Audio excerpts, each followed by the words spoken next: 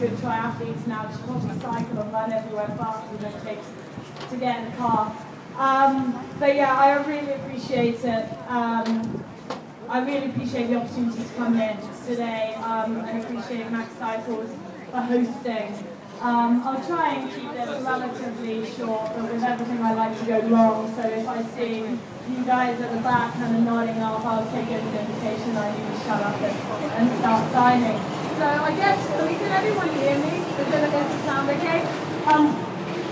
What I thought is that I'd talk for maybe about 20 minutes, give you a bit of background about me. I know a lot of you know more about me than I probably know about me.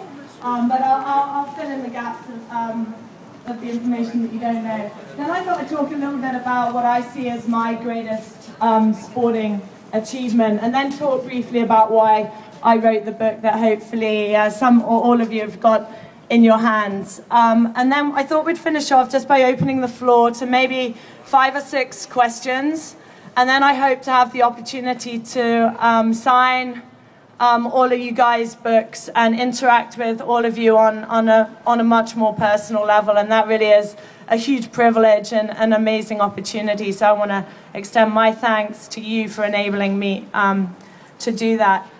So just to start off with a bit of background, I was always a sporty kid. I was always very, very self-motivated, very driven, very determined. Some would say obsessive compulsive. No, not me.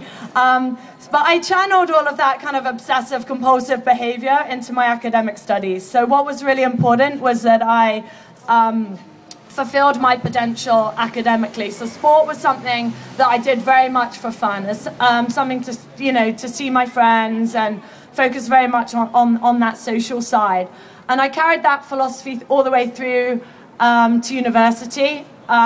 I joined the swimming team there, and I drank for them very, very successfully. I was less well known for my swimming prowess, actually, and if I trained once a week, it was an absolute miracle, and the coach fell over himself with excitement. After university, I graduated with my undergraduate degree, and I thought at that point I wanted to be a lawyer. And I thought before I embarked on my career, this is quite exciting, I'm getting fiddled with here.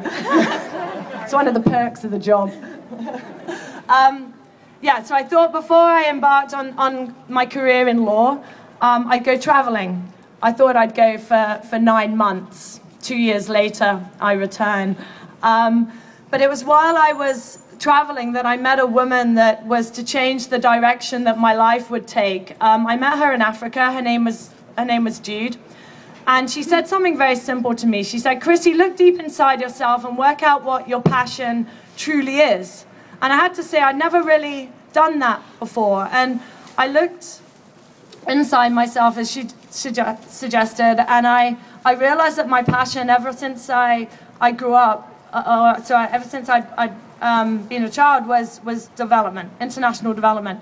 Not that I knew it as that as a child. I just knew it as caring passionately about the world around me and wanting to try and affect positive change and find a solution to the many problems that afflict our world. So when I came back from traveling, I started my master's in development economics.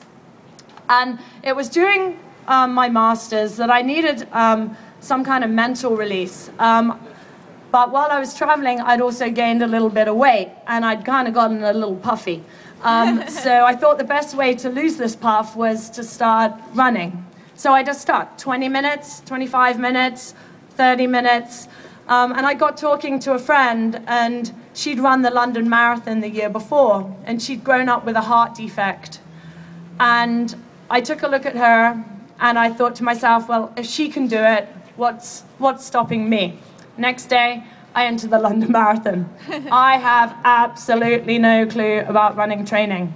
I just put on my secondhand sneakers, my kind of old baggy t-shirt that I had traveling, and I just go out and run for the same time, the same distance, the same route every day. Nevertheless, that kind of obsessive-compulsive training seemed to pay off, and I ran the London Marathon in 2002 and managed to do 3:08. Then I started to take running a little bit more seriously.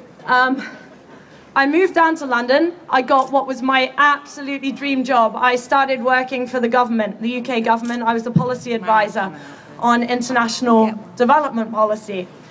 And I combined this with my run training. So I joined a running group, started running a little bit more seriously, got injured, and started swimming a little bit again.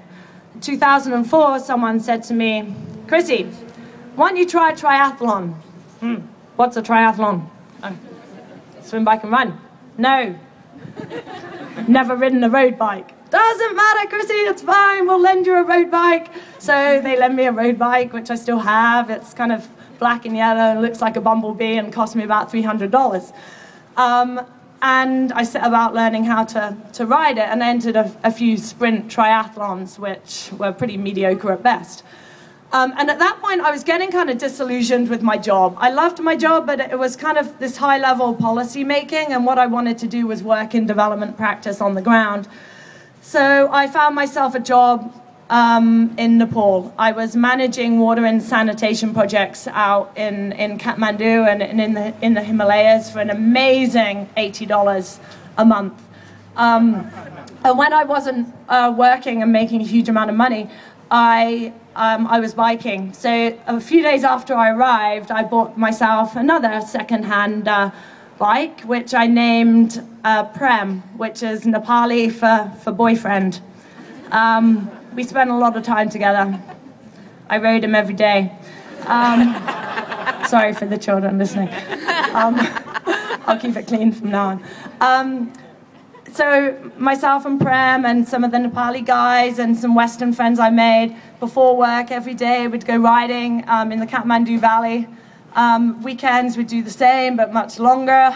Holidays, of which there are many in Nepal, we'd just go on these even longer adventures, either hiking, trekking in the Himalayas, or on our bikes. And one of the amazing adventures we had was to go to Lhasa, the capital of Tibet, and we decided to cycle all the way back to Kathmandu, all at 15,000 foot, 1,400 kilometers via Everest Base Camp. The most amazing experience of my life. And whilst I think the physical strength of training at altitude does leave you after a while, I think the mental strength I gained from the physical activity I did there still stays with me. But this wasn't training as we know training, in that I had a program and a structure. We just went out and we rode. We didn't care about heart rates, we didn't care about power, and I still don't. We just went up and down the hills and fell off, and nothing's changed there. And just loved sport for sport's sake. It was sport at its rawest, and I absolutely loved it. So I come back to the UK, this is 2006, and I think, right, I'm gonna give triathlon a really good go. So I enter the Redditch Super Sprint Triathlon, which turned out to be very, very sprint-like in that it lasted about 10 seconds, but wasn't particularly super. So I borrow a wetsuit the day before the race. Don't wear anything new on race day. So I borrow a wetsuit, total novice, put the wetsuit on, yada-da, feels really good. Okay, this is fine, I think, to myself. I jump in the 14-degree, not-so-tropical water in the UK in May, and the wetsuit floods with this freezing cold water. Bang, gun goes off. I try and swim, find that I can't even get my arms out of the water, sink, have to be rescued by a kayaker. This is 6 years ago. Yeah, May 2006.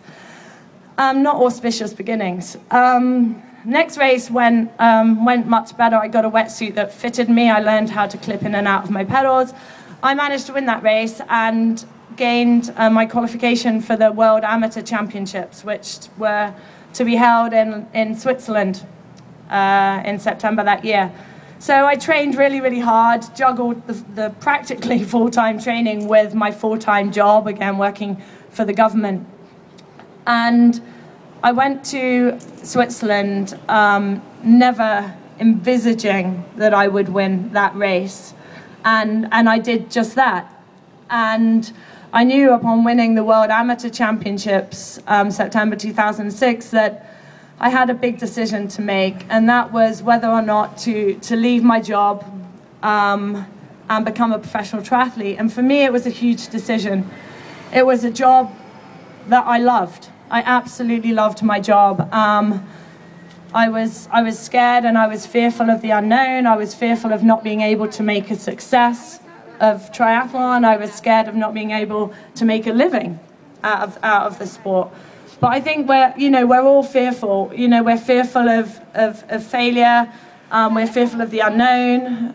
We're fearful of what we look like in Lycra, and we can either let those fears stop us, or we can face them. And I'm not the sort of person to want to look back and ever think, what if? I never want to be left wondering. So although I was incredibly apprehensive, I knew nothing about professional sport and professional triathlon. I knew that I had to take this chance and seize it with both hands. So in February 2007, I gave up my job, I gave up my job and became a professional athlete. And I did so only with the intention of focusing on Olympic distance. I distinctly remember saying that Ironman was something that really, really crazy people did. Not me. That wasn't until my coach, in his infinite wisdom, decided that I would be doing the Alpe d'Huez long course triathlon, whilst not an Ironman in length, definitely Ironman-like in intensity. It's 115-mile bike, which finishes with the famous climb up Alpe d'Huez, and then we run 22K altitude at the top. Absolutely masochistic. I loved every minute of it. And at the finish line, I remember my coach saying to me, Chrissie, do you want to do an Ironman? And all I said to him was, am I ready? I said, yep. 5 weeks later, I'm on the start line of Ironman Korea with my road bike, my clip-on bars, my regular wheels. I was so tight with money at that point that I wouldn't even invest in a race kit. So I borrowed my race kit off my teammate, Rebecca. I wouldn't even invest in a swim skin to go over that race kit. So in the non-wetsuit swim, I just wore my bathing suit over the top. But what I lacked in image, I made up for in effort. And I managed to win my first Ironman race, much to my surprise, and gained my slot for the World Championships in 2007 in Kona. And I remember standing on the finish line of Korea, and I was on the phone, and I phoned to Brett, and I said, Brett, I've won. And Brett's very effusive with his praise. So he said, good job, kid. That's an Aussie accent for those that didn't distinguish that. So yes, good job, kid. And so then I knew I'd done an amazing job. And I said, but Brett, I've got my slot for Kona, but it's $500. And you got to remember, I wouldn't even invest in a race kit. I was wearing second-hand shorts at that point. He said, look, Chrissie, just pay the money and then we've got the slot if we want to use it. 6 weeks later, I'm on the start line of the biggest race in our sporting calendar, which is the World Championships in Kona. My measure of success going into that race would have been to have squeezed into the top 10. If I'd have done that, then it would have been a phenomenal result for me. To win that race and cross that finish line in first place was the most surreal, surprising, amazing experience of my entire life.